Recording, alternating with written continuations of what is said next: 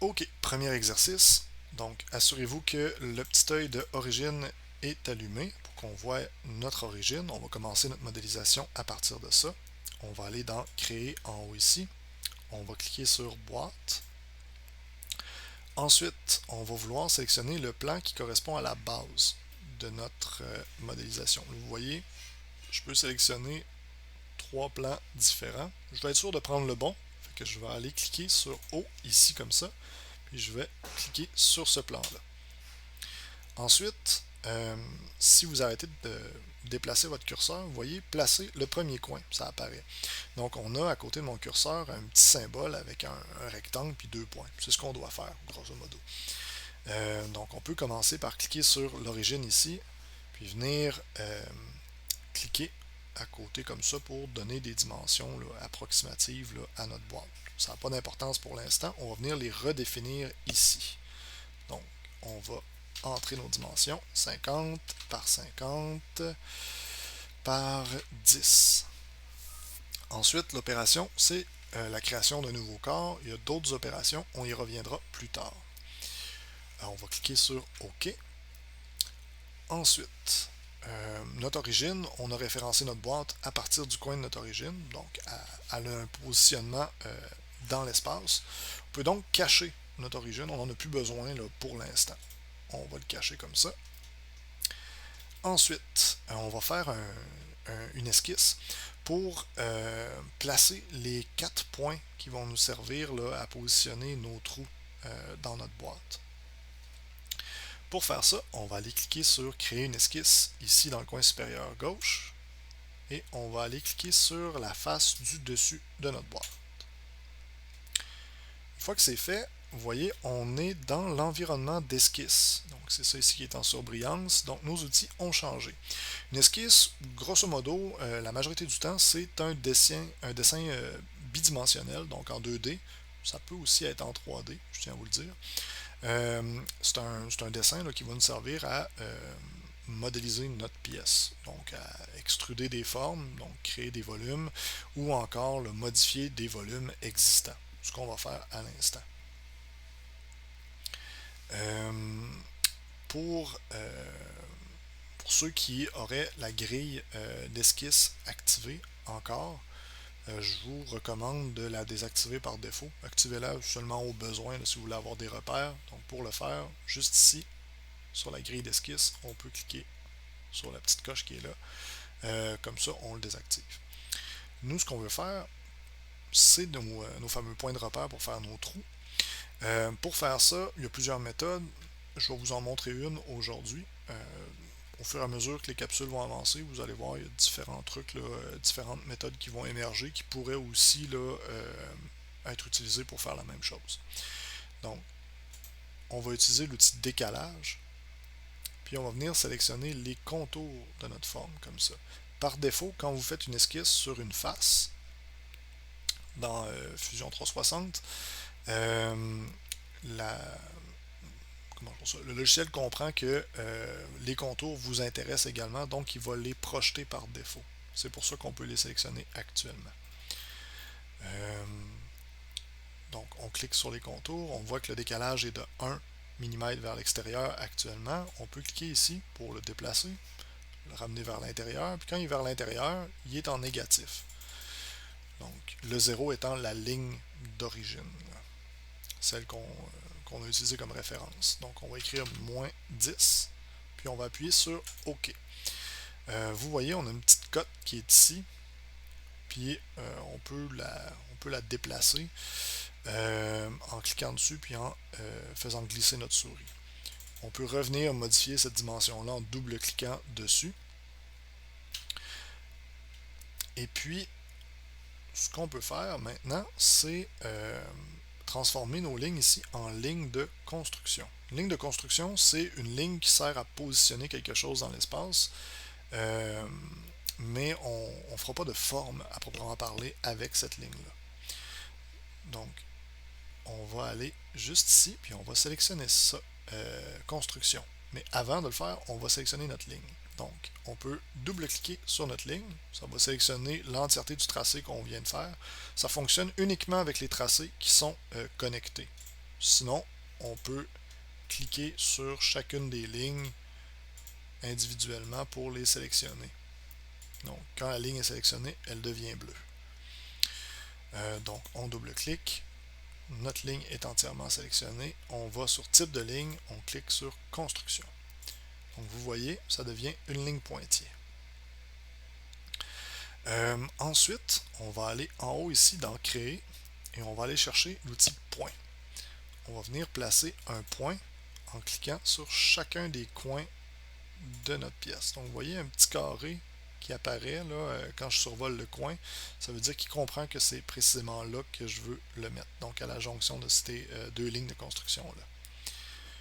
Une fois que ça c'est fait, notre sketch est terminé dans ce cas-ci. Je dis sketch, c'est l'anglais de esquisse. Vous m'excuserez, ça se peut que j'interchange les deux sans m'en rendre compte. Donc, on va terminer notre esquisse. Pour terminer l'esquisse, vous avez deux options, ça revient au même. Vous pouvez cliquer sur terminer l'esquisse en haut ici ou terminer l'esquisse en bas ici. Un ou l'autre, ça fait la même chose. Donc, on clique sur terminer. Donc, si on bouge autour de notre forme, on voit qu'on a un dessin bidimensionnel qui est sur la face du dessus de notre forme. Ensuite, ce qu'on veut faire, c'est percer des trous là-dedans.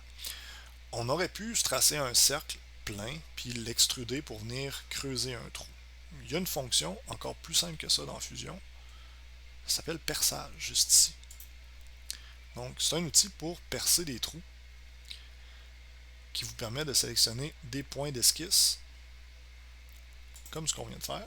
Donc, on va sélectionner des points. Vous allez me dire, mais Claude, ces trous-là sont ben trop gros. Je suis d'accord. On va remédier à ça dans un instant. Ensuite de ça, une fois que les points sont sélectionnés comme ça, on a la profondeur des trous ici.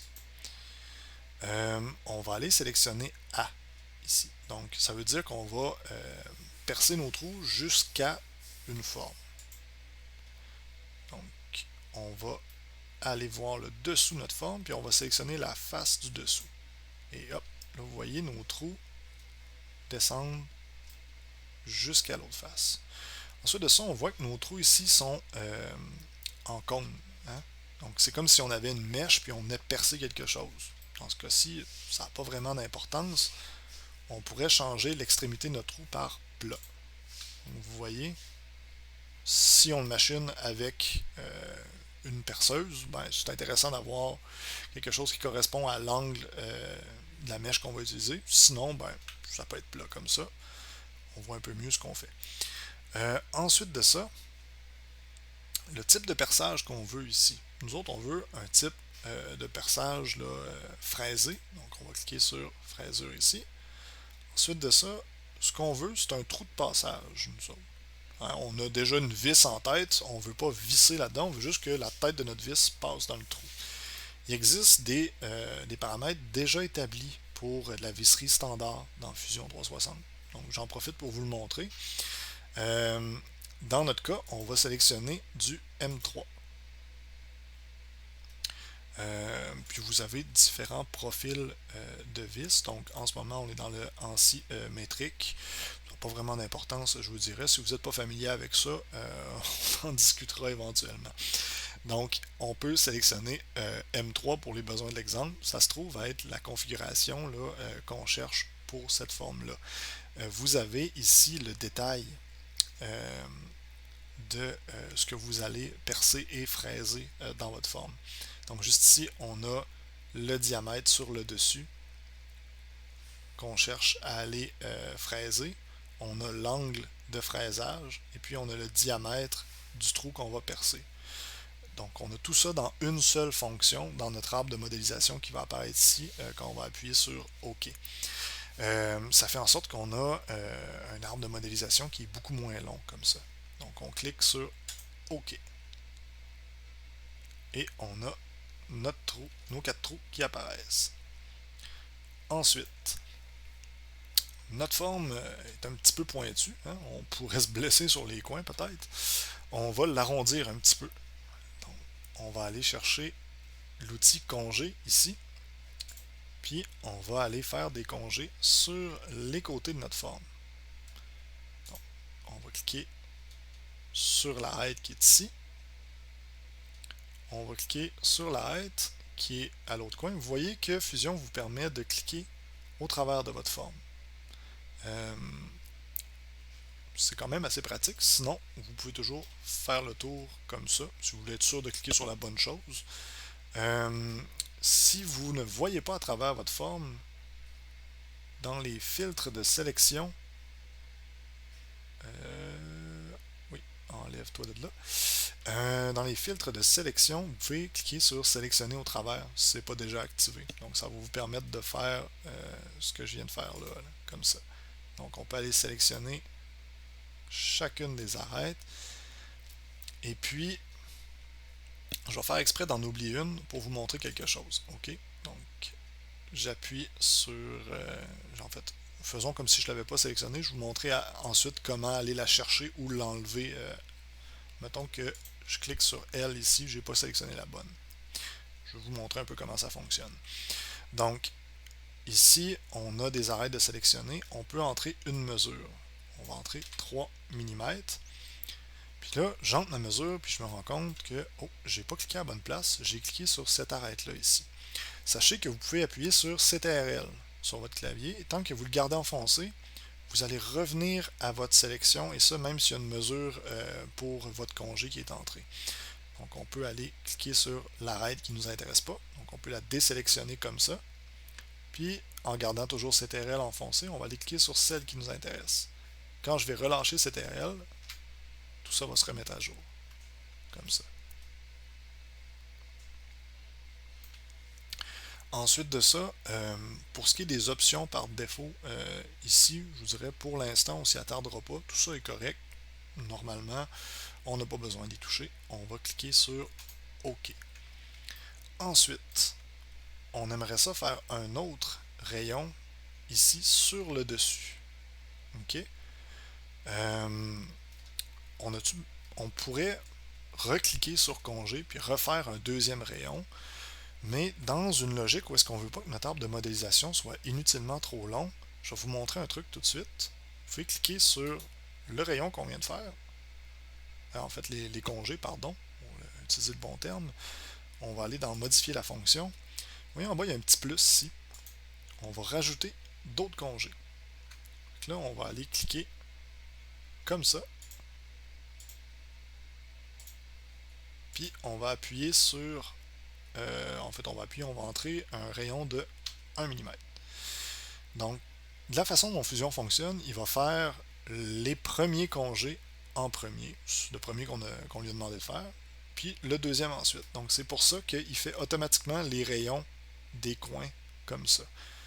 Si on appuie sur OK, on a deux rayons différents dans la même fonction ici. Donc, on a un arbre de modélisation qui est moins long. Finalement, on va aller faire notre petit chanfrein qui est en dessous de notre forme. Donc pour faire notre chanfrein, on va aller cliquer dans modifier en haut ici, puis vous allez voir, on a l'option chanfrein juste là. Donc on peut cliquer sur chanfrein, on va sélectionner la base qui est ici, comme ça. Donc il la sélectionne parce que c'est un tracé là, qui est continu. Sinon, on aurait besoin de faire comme on a fait tantôt là, avec nos congés là, juste ici. Donc, on clique sur notre base comme ça, sur l'arête, et puis on va venir entrer 0.5 mm. Et puis, on va cliquer sur OK. Donc, on a modélisé notre forme. C'était pas bien plus compliqué que ça. C'est sûr que c'est une introduction. Je pense que vous avez à ce stade-ci probablement beaucoup plus de questions que de réponses. Mais on va commencer comme ça.